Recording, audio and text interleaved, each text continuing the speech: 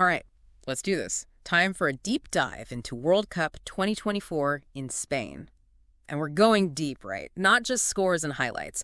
We're talking about what made this tournament stand out, what really got people talking, like that document packed with online buzz, all that chatter under hashtag World Cup 2024. That seems like the perfect place to start, right? Yeah. What I found really interesting is how this World Cup was something else, Like, it went beyond just another sporting event. It was more like a cultural phenomenon, global reach, the whole 9 yards. Oh, for sure. Everyone was glued to their screens, it felt like. So how did it grab everyone's attention like that? Both on and off the field, I mean. Well, the World Cup has always had this way of transcending sport. I mean, it's been happening for years. It just becomes this global cultural phenomenon. Okay, so more than just a game. Got it. Any particular examples come to mind? Oh, tons. Think back to Morocco's run in 2022. Total surprise. Nobody saw that coming, and it captivated audiences everywhere. It's that unpredictability. That's what keeps people on the edge of their seats. Yeah, that was wild. And this time around, Spain hosting, I bet that added a whole other level of excitement. Oh, absolutely. Can you imagine that opening ceremony? It's Santiago Bernabeu Stadium in Madrid. Must have been electric. Electric. And the whole thing blew up online. Everyone was using hashtag World Cup 2024. You know what really stood out to me, though? Spain's focus on all that sustainability stuff. Solar-powered stadiums, eco-friendly transportation, all of that. Was that all for show, you think, or did it actually make a difference? Some might call it a PR stunt. Sure. But they did get a lot of genuine praise online, a lot of positive buzz. It speaks to something bigger, this global shift towards sustainability and setting an example for these massive events. I can see why that resonated with people. Okay, so we've got sustainable stadiums, a massive opening ceremony, but what about the actual matches? Anything surprising go down in the group stages? Oh, absolutely. Group E, the group of death, that was a nail-biter for sure. Yeah. Brazil, Germany, Nigeria, South Korea, all heavy hitters. Every match was unpredictable. You just didn't know who was going to come out on top. Wow, that's pressure. So not just about which teams would advance, but also who would step up as individuals, right? Precisely. Mbappe, Haaland, Vinicius Junior, they were all phenomenal. Everyone was buzzing about them, fueling all sorts of speculation about the Ballon d'Or, of course. Yeah, the debates. So any new faces that really made a name for themselves. You bet. Spain's Alejandro Garnacho, for one, and England's Jude Bellingham. Both young players really rose to the occasion. A lot of buzz around them under hashtag World Cup 2024. It's always exciting to see those fresh talents emerge on such a big stage. But what about the underdog stories? Anything like Morocco's run from 2022? Oh, yeah, plenty. Japan pulling off that shock win against Argentina, that was huge. It wasn't about star power. They outmaneuvered them, exploited weaknesses. People were immediately wondering if they could go all the way. That's what I love about the World Cup. You just never know. Any other teams defying expectations? Senegal, the reigning African champs, kept that momentum going, just dominated their group. They really showed the world that heart and resilience can be just as powerful as having those big names on your team. For sure. It's that collective spirit that really shines through. So how about the fan experience? How did all that tech and social media stuff change the way people watch the World Cup? Oh, that's a great question. Social media, especially hashtag World Cup 2024, became like the central nervous system of the whole tournament. Fans were connected in real time, reactions, debates, the whole shebang. Yeah, it was everywhere. Any particularly interesting uses of hashtag World Cup 2024? Beyond just cheering, I mean. Oh, people were going all out. Yeah. Live updates, memes, dissecting every play, even creating fantasy leagues, sharing predictions. It was like this giant online watch party. So it brought people together, even if they weren't physically in the same place. And it's more than just the game itself, right? People expressing their national pride, their cultural heritage, connecting with other fans all over the world. Absolutely. This kind of virtual stadium atmosphere reaching far beyond any physical location. That's pretty amazing. It sounds like technology was playing a big role, not just for the fans, but even within the matches themselves. Oh, for sure. Remember VAR, the video assistant referee? Well, they rolled out VAR 2.0, faster decisions, more accurate calls, the whole package. Less waiting around, more action. Got to be good for everyone, both the players and the fans. Any other cool tech you noticed in the stadiums? You bet. Some stadiums had augmented reality experiences. You could use your phone, access real-time stats, player info, even virtual replays. Just added another dimension to watching the game live. Wow, sounds like a tech revolution. But did we still get those classic rivalries that make the World Cup so thrilling? Even with all the new tech, I mean. Oh, absolutely. Some of those classic matchups were reignited, just fueled the excitement on long and off. Like what? Give me the highlights. Well, you had Argentina and Brazil. That draw was intense. Messi versus Neymar, a clash of titans. Classic. Any other matches that really got people talking? England beating Germany, a historic rivalry, always a big one. And then France with Mbappe scoring 2 goals, taking down Italy. It's those historical rivalries, all the emotion from past encounters. It just adds so much weight to these matches. You can just feel the history, right? So much drama. You know, another thing I loved about this World Cup was the focus on women's football. It felt like a real step forward. What are your thoughts on that? Totally agree. It was fantastic to see Spain's Women's World Cup champions playing that exhibition match alongside the men's team. A lot of discussion online about that. Hashtag World Cup 2024 was buzzing. I think it really shows the growing global support for women's football and how much more prominent it's becoming. Yeah, it's great to see. And what kind of reactions were you seeing from the players and fans? A lot of the women players expressed how much they appreciated the platform, the visibility, and the fans, both men and women, were overwhelmingly supportive online. It was all about celebrating skill and athleticism, and it sparked some important conversations about gender equality in the sport. Hopefully this is just the beginning. I hope so, too. It's bigger than just the game itself, isn't it? It's about what it represents. Now, an event like this, on such a huge scale, it has to have a major impact, not just on the fans, but also on the host country. What were some of the economic and social impacts of having the World Cup in Spain? Oh, the impact was huge. Tourism boomed, especially in cities like Barcelona and Seville. All those visitors brought in a lot of revenue and created a bunch of temporary jobs, too. So a boost for the economy. But did it also have a social impact? Did it really bring people together? Absolutely. Beyond the economics, there was this sense of global unity, this diplomatic engagement.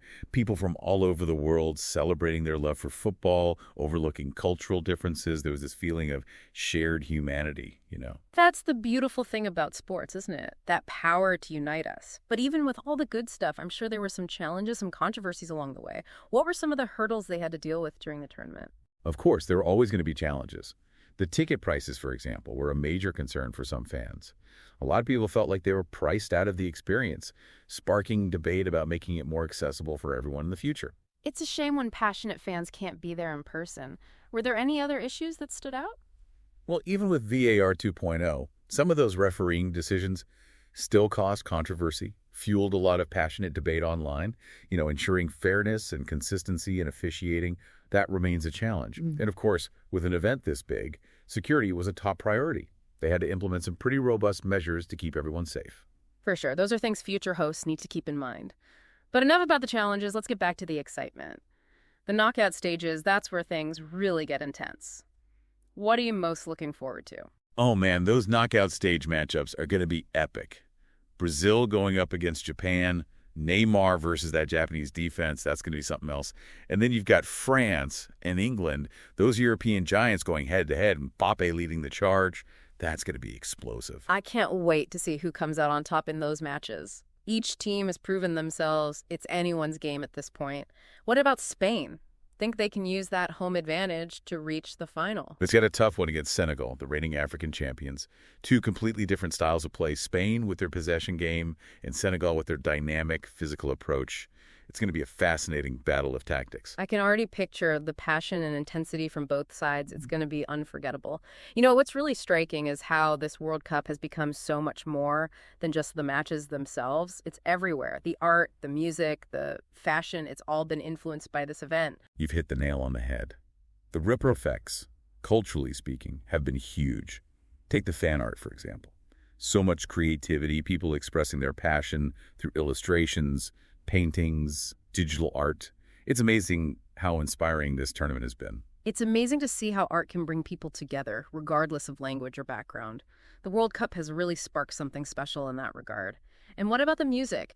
Didn't Spain have those amazing fan zones where music played a big role in the atmosphere? Those fan zones were like giant parties. Local artists, DJs, all bringing the energy, celebrating football and Spanish culture together.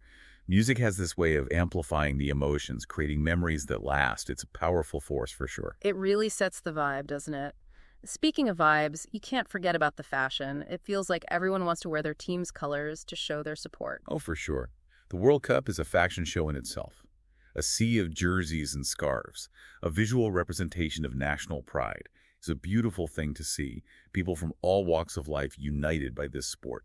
It's about belonging, about sharing that identity. And of course, you can't talk about big events like this without mentioning the brands. They must be loving all the hype around the World Cup. Did you notice any clever marketing strategies they used?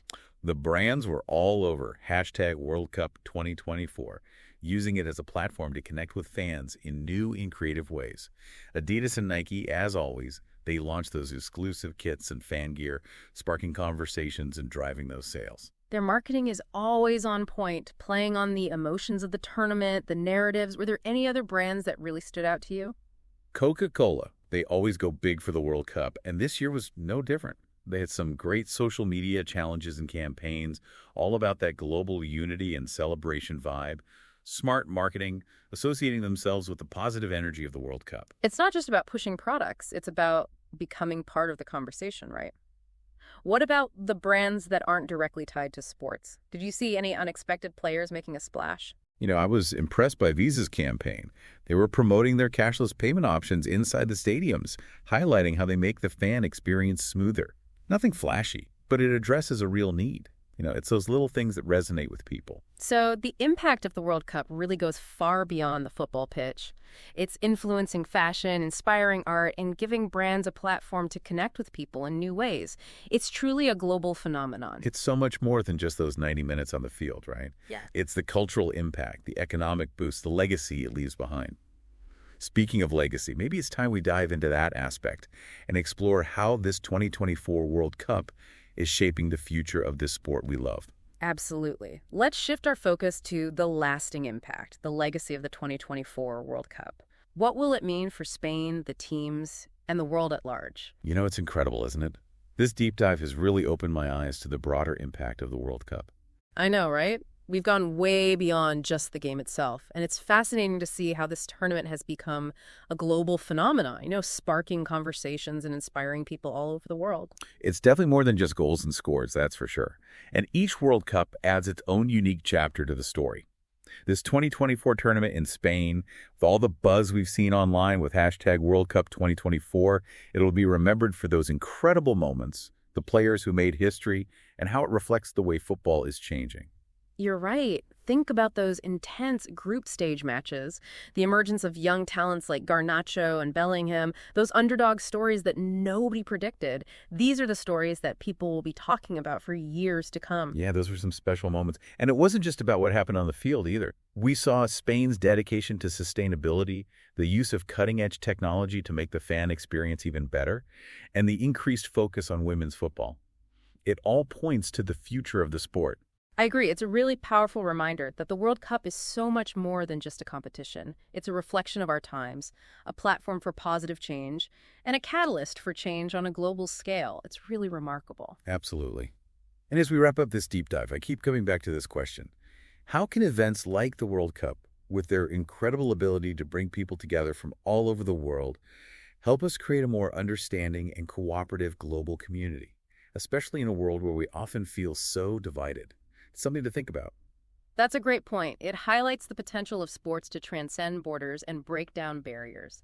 When you see fans from different countries, cultures, and backgrounds united by their passion for football, it gives you hope, It reminds us of our shared humanity, even amidst all our differences. Well said.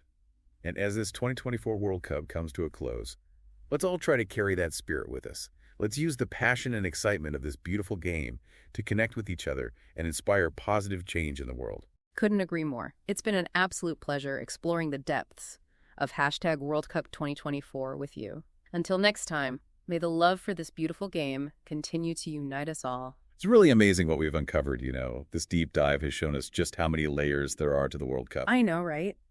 We've dug so much deeper than just the results, and it's clear to see why this event captures the world attention. It sparks conversations, inspires creativity, and leaves a real lasting impact. It's been quite a journey. And every World Cup adds its own unique flavor to that story.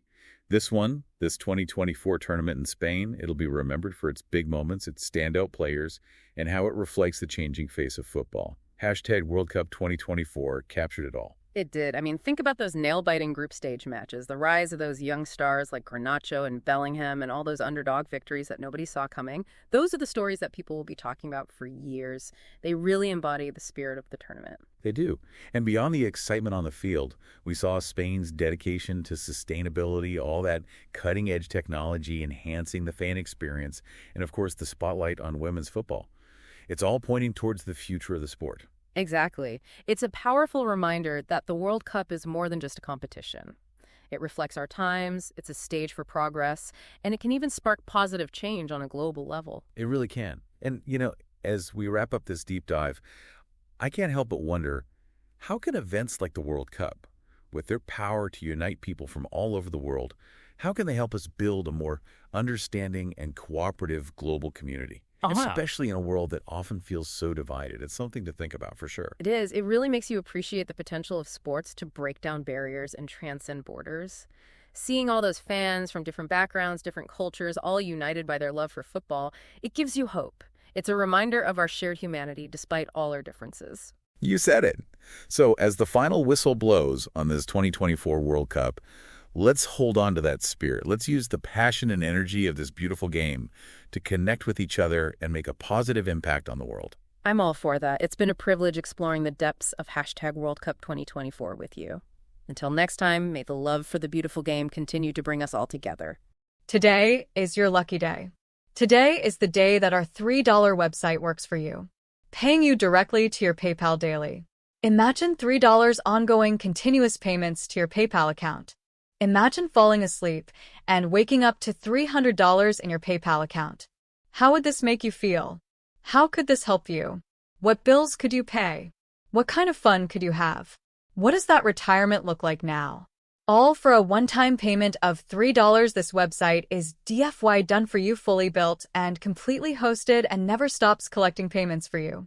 You have spent $3 on coffee on a regular, but that coffee won't help you create multiple streams of income. Click the link below.